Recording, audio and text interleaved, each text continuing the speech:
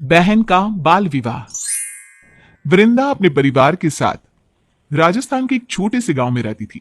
वृंदा अभी 15 साल की थी और उसे पढ़ाई करना बहुत पसंद था। ऐसे ही एक दिन वृंदा अपना रिजल्ट लेकर घर आती है और अपनी ये खुशी अपनी माँ और बाकी के घर वालों के साथ बांटती है। माँ, देखो, हर बार की तरह इस बार भी मैं क्लास में फर्स्ट आई हूँ। आपको पता है मेरे टीचर्स ने कितनी तारीफ की है मेरी। बहुत अच्छी बात है वृंदा बेटा कि तू पढ़ने में इतनी अच्छी है, पर अब तू बड़ी हो रही है। पढ़ाई से ध्यान हटाकर घर के कामों पर ध्यान लगा बेटा। पर क्यों माँ? अभी मैं और पढ़ना चाहती हूँ और मेरी पढ़ाई तो पूरी नहीं हुई है। फिर आप ऐसी बातें क्यों बोल रही हो? आप जानती है ना मुझे पढ़ाई करना कितना पसंद है।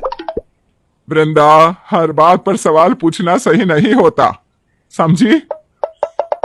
वृंदा अपनी खुशियां अपने माँ और घर वालों के साथ बांटना चाहती थी, पर उसके घर में कोई भी उसकी इस खुशी से खुश नहीं था। ऐसे ही कुछ दिन यूं ही बीत जाते हैं और एक दिन वृंदा जब स्कूल जाने के लिए तैयार हो रही थी, तब उसकी भाभी ममता उससे कहती है, अरे वृंदा, आज मेरी तबीयत ठीक नहीं है, मेरी थोड़ी मदद करवा दे रसोई में। जल्दी काम खत्म हो जाएगा तो मैं भी आराम कर लूंगी। भाभी, मुझे स्कूल जाना है, मैं स्कूल के लिए लेट हो रही हूँ। क्या हर समय पढ़ाई पढ़ाई लगा रखा है? क्या करोगी इतना पढ़ लिख कर? अरे एक दिन तो तुम्हें भी चूल्हा चौका ही करना है ना। और वैसे भी तुम्हारी जितनी उम्र में पहले शादियां हो जाती थी। मैं भी जब इस घर में आई थी तो मैं भी ज्यादा बड़ी नहीं थी, पर मैंने पूरा घर संभाल लिया ना। और एक तुम्हें देखो, घर का एक काम नहीं करती। छोटी सी बात पर ममता वृंदा को भला बुरा कहने लगती है, लेकिन तभी वहां ममता के ससुर नीरज आ जाते हैं और अपनी बहू की इस हरकत पर वो उस पर बहुत नाराज होते हैं। बहू, इस घर की तुम बहू हो और मेरी बेटी अभी सिर्फ 15 साल की है। तब तक इस घर में कुछ काम नहीं करेगी जब तक वो नहीं चाहती। और रही शादी की बात, तो उसकी शादी भी तभी होगी जब वो चाहेगी। अगर मेरी बेटी पढ़ना चाहती है तो वो पढ़ेगी। बाबूजी, पढ़ना तो मैं भी चाहती थी, पर आपने मुझे पढ़ने नहीं दिया। जब मैंने पढ़ाई की बात की थी तो आपने यही कहा था। और वैसे भी बेटी और बहू में इतना फर्क क्यों? मैं तो कहती हूँ कि वृंदा की अब उम्र हो गई है, इसके हाथ पीले करवा दो। बस बहुत हो गया, अब मैं एक लफ्ज और नहीं सुनूंगा। अरे क्या हुआ? क्यों बहू पर इतना भड़क रहे हो? ऐसा भी क्या गलत कह दिया मेरी बहू ने? सही तो कह रही है। वो ऐसे भी हमारे सर पर बोझ बनकर बैठी है। जितनी जल्दी से निपटा दिया जाए उतना अच्छा होगा। पर माँ, मैं पढ़ना चाहती हूँ और मेरी टीचर कहती है कि बाल विवाह कानूनी अपराध है। अभी तो मैं बहुत छोटी हूँ। मेरी बच्ची, तू बच्ची नहीं भोली है। तेरी उम्र में तो हमने घर संभालना सीख लिया था और तू तो घर के काम भी नहीं जानती। इसलिए अब तुझे स्कूल जाने की कोई जरूरत नहीं है। अपनी भाभी के साथ रहकर घर के काम काज सीख। और आप औरतों के बीच में टांग ना ही दे तो अच्छा होगा। नीरज अपनी बेटी को समझता था। वो चाहता था कि उसकी बेटी तब तक पढ़ाई करे जब तक वो चाहती है, पर उसके घर वाले वृंदा को बिल्कुल भी नहीं समझते थे। यहां तक कि वृंदा का बड़ा भाई, जो खुद एक टीचर था, वो भी अपने घर वालों की इस रूढ़िवादी सोच से अग्री करता है। अमन, अब तुम्हारी बहन ना मुझे बोझ लगती है। मुझे तो अब एक फूटी आंख नहीं पाती। 15 साल की हो गई है, पर घर का कोई काम करना नहीं चाहती। आज मैंने उसे घर का काम करने के लिए क्या कहा, बाबूजी मुझे ही भला बुरा सुनाने लगे। पिताजी की बातों को छोड़ो, माँ ने क्या कहा ये बताओ। माँ क्या कहेंगी? मैं कोई गलत थोड़ी ना हूं। बेटी आखिर एक बोझ ही तो होती है। और चलो, बोझ नहीं भी है तो क्या? अरे एक ना एक दिन तो बेटे को ब्याह आई है। उम्र हो चली है उसकी। अब क्या बूढ़ी हो जाएगी तब शादी करेंगे? माँ ने तो मेरा ही साथ दिया। जब माँ तुम्हारे साथ है, मैं तुम्हारे साथ हूँ, तो तुम पिताजी की क्यों सुनती हो? वैसे भी उनके घर में चलती कहाँ है। हाँ, तो फिर अपनी बहन के लिए कोई लड़का क्यों नहीं देख रहे? माँ भी तो चाहती है कि इस साल के अंदर अंदर वृंदा की शादी हो जाए। वैसे भी शादी ब्याह सही उम्र पर हो जाए तो ही अच्छा लगता है।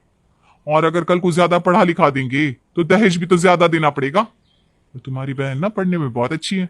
अगर बड़ी हो गई तो ज्यादा दिमाग और जुबान चलाएगी। अरे भाग्यवान, शांत हो जाओ, थोड़ा समय दो।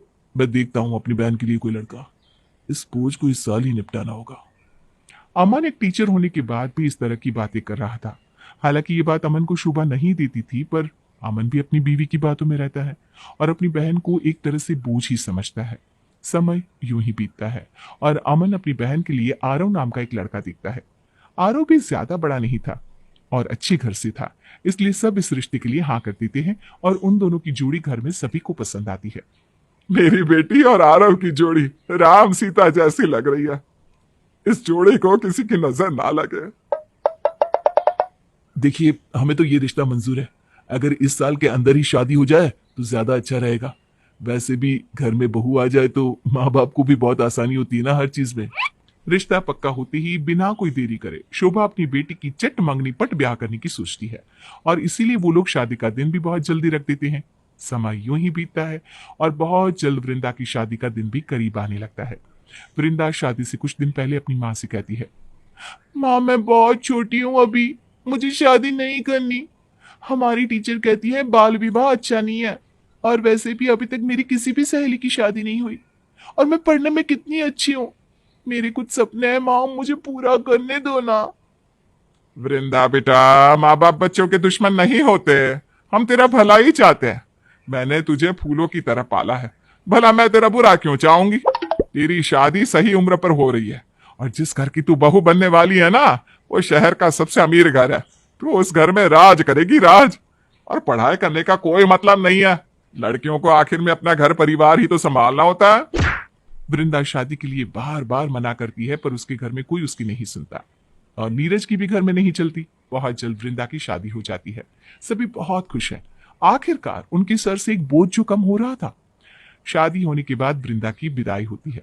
सभी घर वाले विदाई में रो रहे थे और वृंदा को गले लगा रहे थे, पर वृंदा किसी से नहीं मिलती सिवाय अपने पिता के। पापा, मेरे जाने के बाद अब अपना ख्याल रखना, क्योंकि अब मैं इस घर में कभी नहीं आऊंगी, क्योंकि मैं तो अपने घर वालों के लिए एक बोझ थी, जो आज उन्होंने अपने सर से हटा दिया।